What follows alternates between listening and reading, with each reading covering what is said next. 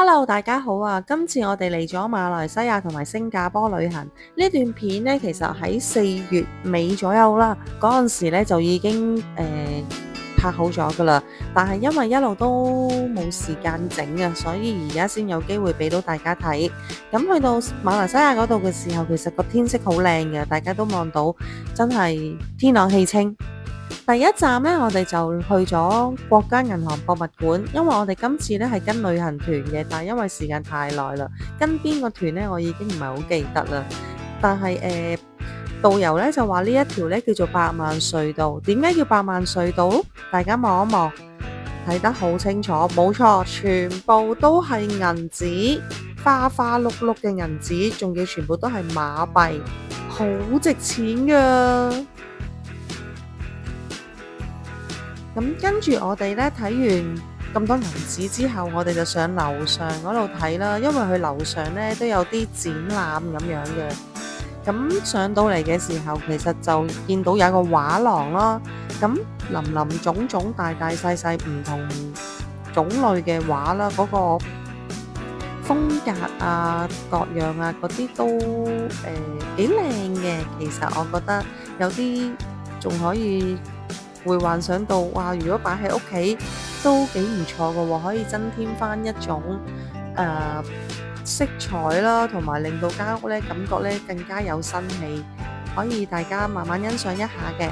至於呢一個砌圖咧，其實喺網上邊之前唔知大家有冇見過咧，有人用砌圖砌周星馳個樣出嚟，同埋佢個名啊。咁呢個唔知大家聯唔聯想到佢砌咗啲咩呢？我就聯想唔到啦。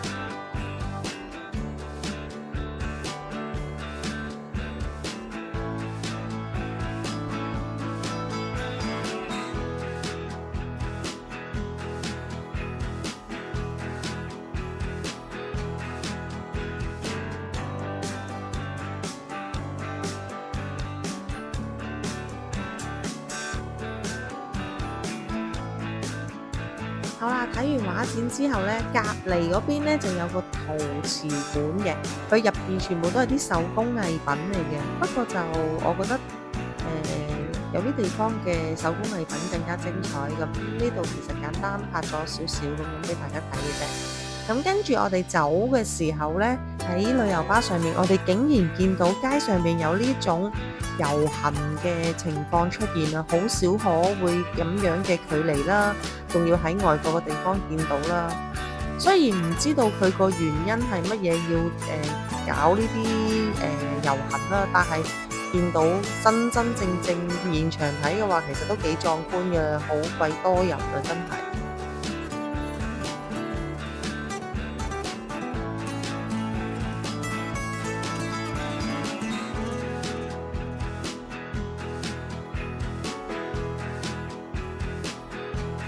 睇完遊行之後，我哋就去咗118大樓呢一度啦。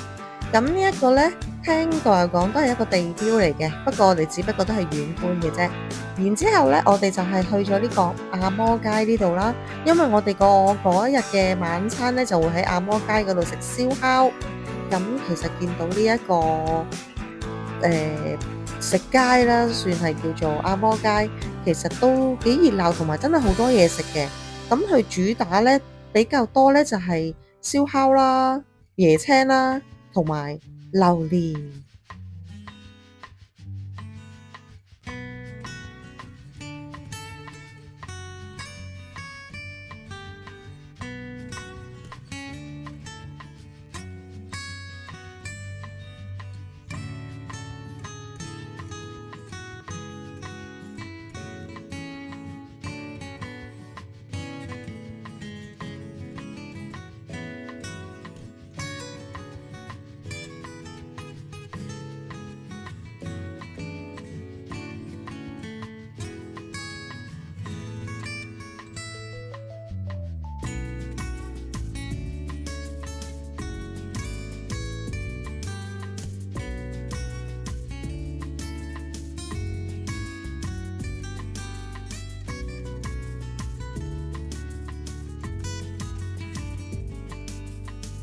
我哋跟住揀咗呢一間食榴蓮。我舅父萬歲啊，所以我都唔係好知道幾多錢。不過我哋嗰日揀咗一個黑翅同埋一個貓沙鍋，真係好好食噶，多謝舅父。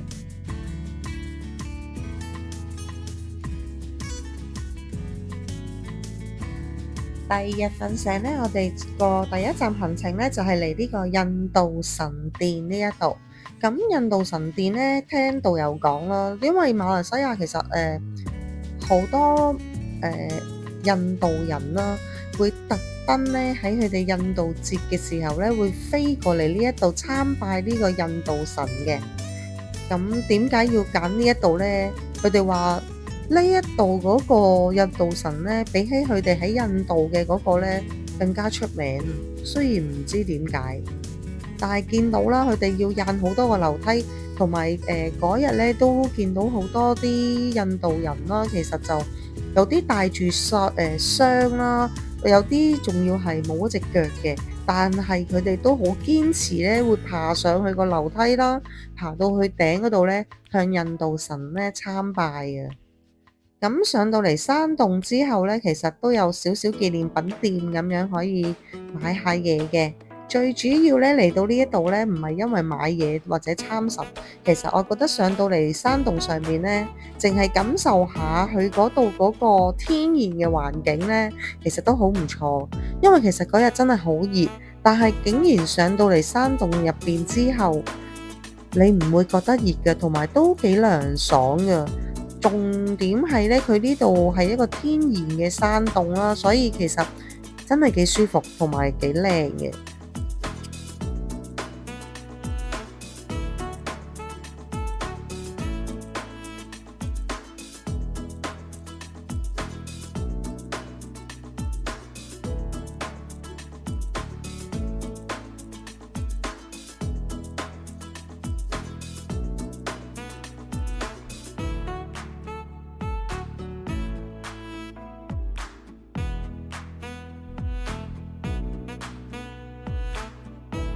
喺印度神殿呢一度呢，除咗睇風景之外呢，佢仲會有隻雞，但係呢隻雞呢，好特別嘅，佢有標誌嘅，應該係佢哋啲神明之類嗰啲嘢啦，唔知係啲咩原因有隻雞喺度，但係見到佢隻雞呢，嗰個雞冠位啊、腳啊嗰啲位呢，點咗一點嗰啲顏色嗰啲嘢喺度嘅，係一啲祝福嚟嘅。咁跟住我哋落返到山腳嘅時候呢，大家都見到呢一度有一個儀式啊，其實幾隆重嘅呢個儀式。我舅父話呢，佢嚟咗好多次㗎啦，馬來西亞，但係呢都冇機會見過一次呢啲儀式。今次我哋第一次嚟嘅時候呢，就見到呢係一種緣分。行完印度神殿之後呢，我哋又未夠鐘上車，所以我哋就喺附近嗰度呢周圍行下。見到佢附近嗰度嗰啲裝修都幾靚嘅，嗰個設計其實你見到都山水如畫咁樣，池塘仲有勁多魚，你睇下密度，我唔知以為咧蝌蚪咁樣樣咯，好似。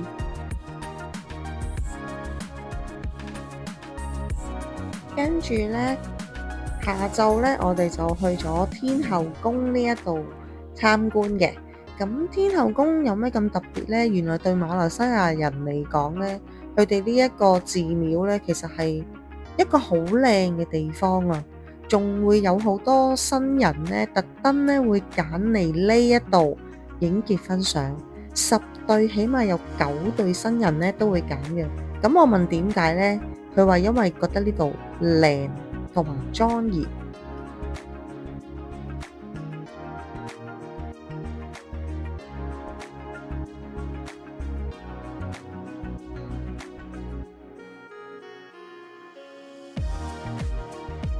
除咗寺廟入邊嘅僧侶咧，自己本身去做呢個儀式之外咧，善信咧有興趣或者想嘅話咧，都可以中途加入一齊去做呢個儀式參加咁樣嘅。喺我哋離開嘅時候啦，喺天后廟下邊嗰度咧，都有個小花園，有個觀音像同埋會有個月老像喺嗰度嘅。聽講話嗰個月老像都靚嘅喎。係唔係呢就唔知道啦。之後呢，我哋就去咗食傳統嘅馬來西亞菜。咁傳統馬來西亞菜就主要都係咖喱啊、辣辣地啊呢啲嘢咯。口味就見仁見智啦，我就唔係好啱嘅。不過入鄉隨俗都可以不妨一試嘅。跟住呢一站呢，我哋就嚟咗城市中心商場呢度。城市中心商場呢，主打呢都係賣一啲林林總總嘅商店裏邊啦。其實有髮飾啊、首飾啊、身體嘅服飾啊，或者係擺設啊、屋企嘅裝飾品啊、小件嘅、大件嘅都有。都幾多嘢睇嘅，其實同埋佢個商場裏邊都幾大㗎。人就一定多噶啦，因為出邊好熱，咁呢個商場裏邊有冷氣，所以我哋都係因為咁樣第一時間數咗入嚟先嘅。不過呢，就真係好多嘢睇咯，佢咩都有啲。有興趣嘅話呢，都可以嚟呢度當行下街、涼下冷氣都唔錯噶。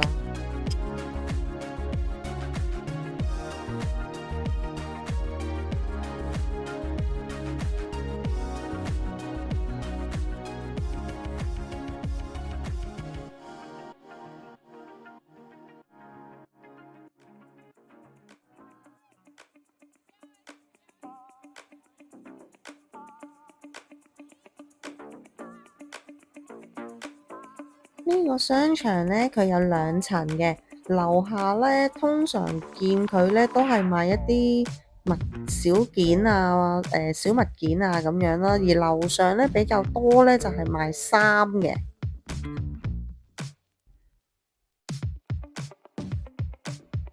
嗱，最開心呢，我就係見到呢一檔噶啦，太熱啦！呢啲雪糕真係救咗我一命啊！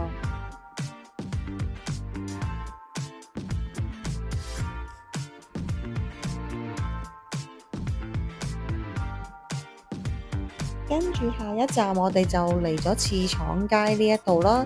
咁一嚟到嘅時候，見到一個靚女喺度畫壁畫，佢真係自己人手畫嘅，我都喺度睇咗一陣，都畫得幾靚。然之後呢，我哋就去咗鬼仔行。鬼仔行呢個導遊話呢係旅行團公司要求呢，一定要帶我哋嚟呢一度參觀一下嗰個壁畫嘅。其實鬼仔巷呢係一個掘頭巷嚟嘅啫，咁個壁畫就唔知點解一定要嚟參觀啦，應該係有啲代表性嘅，但係我就冇做功課去查探點解要嚟啦。但係就都幾靚嘅，啲人畫得，你睇下，仲有包租婆添，包租婆喺少林足球嗰度出現過，少林足球幾多年啊，10年8年，咁其實呢幅壁畫都唔算好耐喎。大家睇下我媽。返老還童咁啊，嚟到呢條巷入邊，睇嚟呢條巷有魔力嘅喎。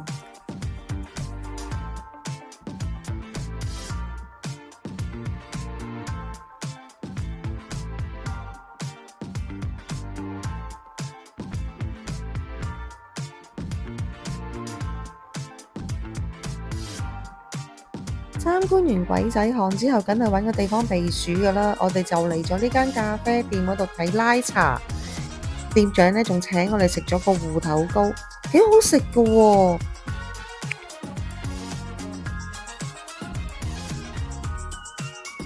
嘆完下午茶，就梗係繼續下一個景點噶啦。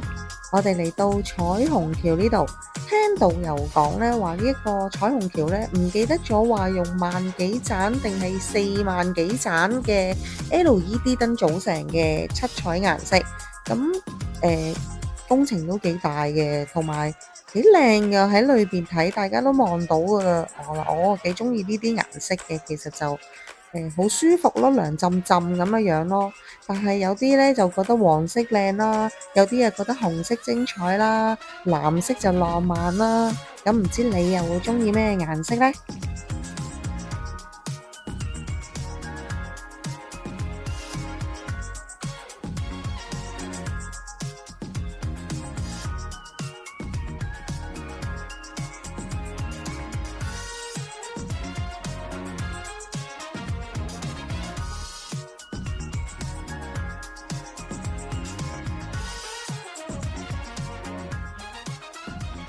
睇完五光十色嘅彩虹橋之後呢，我哋就嚟咗雙子塔嗰度影相留念嘅。日頭同夜晚雙子塔，唔知你覺得邊個靚啲呢？跟住第二日呢，我哋一早呢又會上咗去雲頂嗰度參觀，係坐纜車嘅。而家好方便啊！我仲記得細個嘅時候呢，上去雲頂呢，嚟過馬來西亞一次，不過嗰次好細個，同埋嗰時係坐旅遊巴㗎咋，坐咗好多個鐘頭啊！真係由天光坐到天黑，先去得到雲頂嗰度，然之後瞓咗一晚就走啦。咁我哋今次呢，上到去雲頂上面嘅時候呢，都係參觀嘅。不過呢，就係去新嗰邊個賭場，你見到隔離起緊附近起緊個遊樂場啊，但係唔知幾時起好呢，因為見到有啲類似啲路軌咁樣嘅嘢。咁嚟到雲天商場嘅時候呢，第一個感覺呢，就覺得呢個商場都幾科技嘅個感覺，但係呢，再行多少少嘅時候呢，又覺得似澳門喎。因為佢都係一樣啦，同澳門嗰啲賭場呢係差唔多嘅，有食店啦，有商店啦，賭場啦，咁樣林林總總，咩都有啲咁樣。但係呢，佢有一樣嘢呢，澳門賭場好似係冇嘅，係啲咩呢？陣間帶你哋睇下。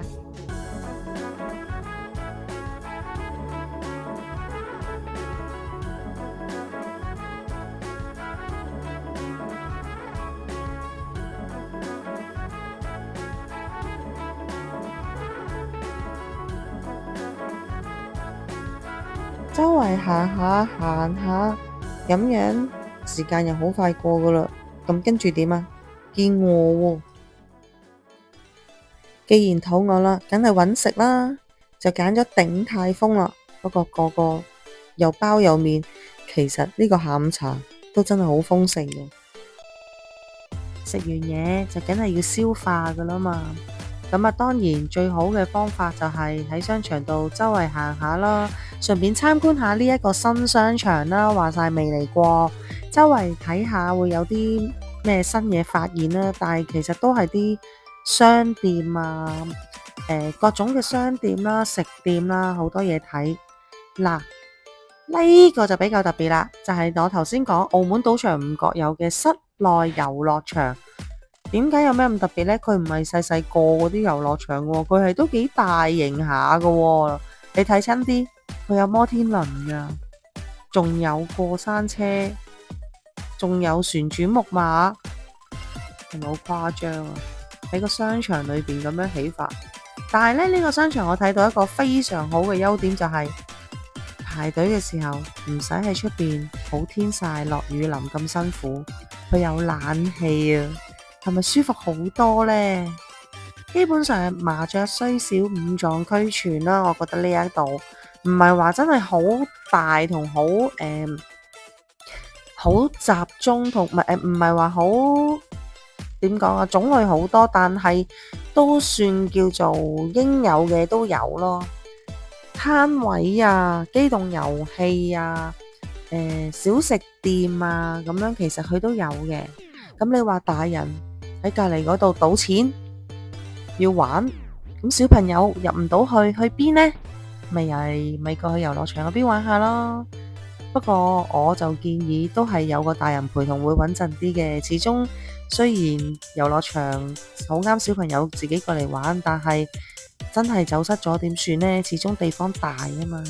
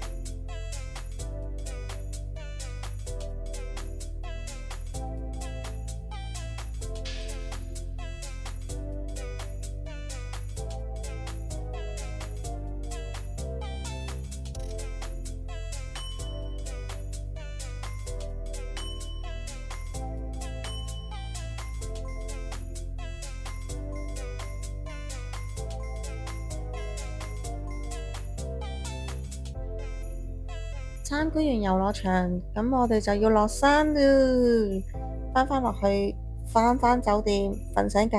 第一食完個早餐，因為我哋要落去準備去新加坡嗰邊搭飛機返香港啊，所以我哋中途嘅時候呢，我哋個團就安排咗嚟呢一度食個水果餐。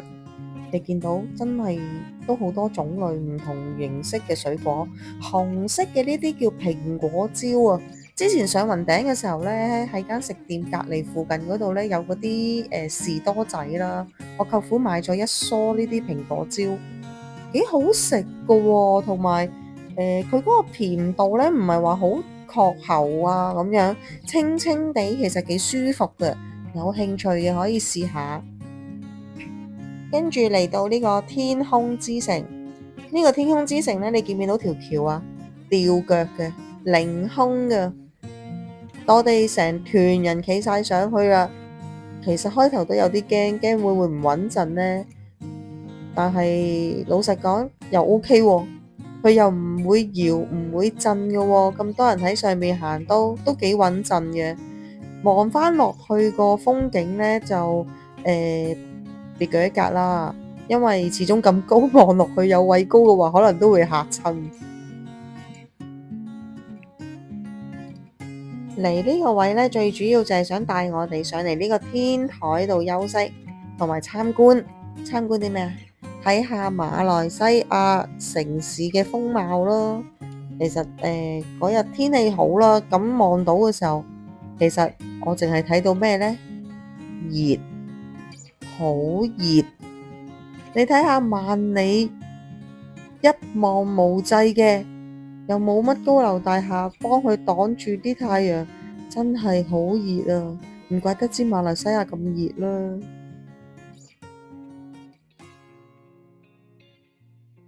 然之後我哋呢就去咗食涼野菜。哎呀，我覺得涼野菜好食過馬來西亞菜喎。唔知係咪口味問題定係餐廳廚師嘅問題啦，但係我會覺得涼野菜嘅味道比馬來西亞嗰啲係好少少。